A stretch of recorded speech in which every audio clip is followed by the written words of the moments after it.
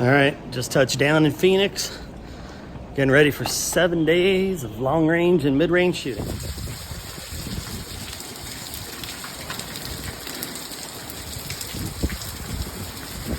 Lightning, thunder, the whole 9 yards. It's freaking awesome. Well, it's Sunday morning. It's the first day of mid range. This is the 600-yard line. Just absolutely gorgeous out here today. Really wet last night, massive thunderstorms, lightning all night, and then we woke up to this. We're heading to the pits first, then we'll come out, we'll shoot a couple relays, see what happens. One of the fun things about being in Phoenix, bark scorpions. The only scorpion, at least as far as I know from reading, that is able to climb, so you'll find them in weird places. It's also the reason I shake my shoes out every morning. Won't necessarily kill you, but they sure do hurt. Really happy with how mid-range turned out. Cleaned out with 2 bronze medals for a couple matches, and then finished 6th overall for the 3-day aggregate. So great way to finish out mid-range. Starting long range with a fresh donut. This place actually makes them kind of like Subway. You pick out your toppings, they bake the donut in front of you, and you get it right away when it's hot. The national anthem of the country. So please stand by. Reserve.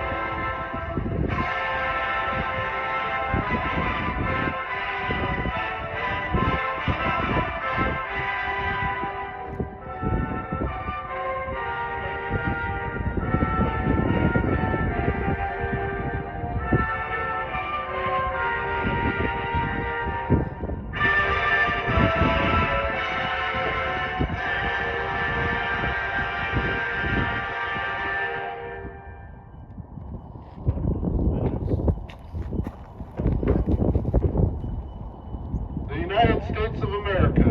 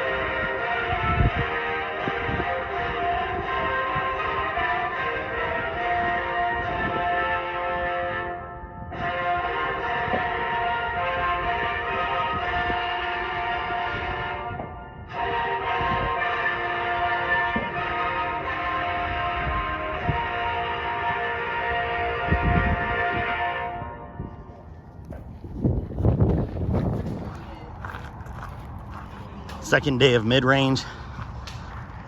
This is an indicator that you're not going to see a lot of wind in the morning.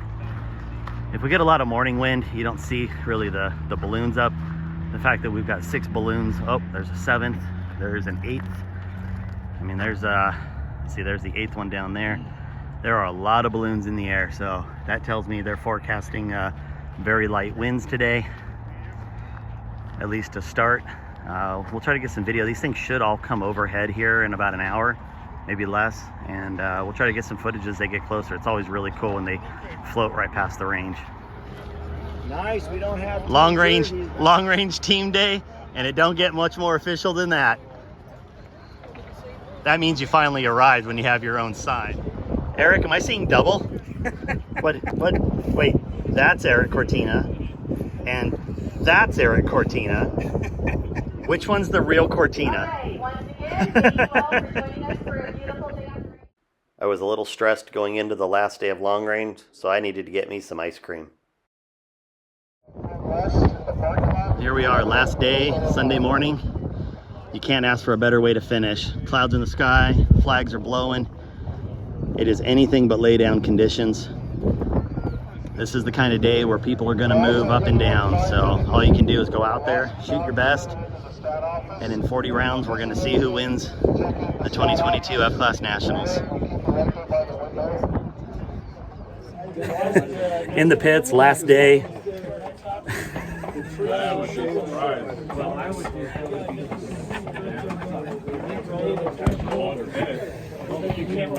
How you doing, John? Doing well. Nice beard. Thank Too you. bad it can be gone soon. Yeah, well, this could be gone too. All right, it's the end of Nationals. It's been a long 10 days. You can see I've still got piles to go, but all of that is gonna fit in my little Samsonite over there, except for a couple of the scopes that'll go in my backpack like we talked about. Here we've got my first rifle. I still have some things that I can fit in there, and then my second one, But then I wanted to show you, this is my buddy's stuff. And, you know, same concept, just a different way of doing it. So he's got an arbor die. Looks like he's got some cleaning stuff. We've got a chamber rod, some patches. He's got an arbor press in there. Looks like maybe a couple shirts or something just for padding. We've got a bore guide right here. Wind jacket, sorry, wind jacket. A rain jacket, sorry. And then I'm assuming that's a bolt right there.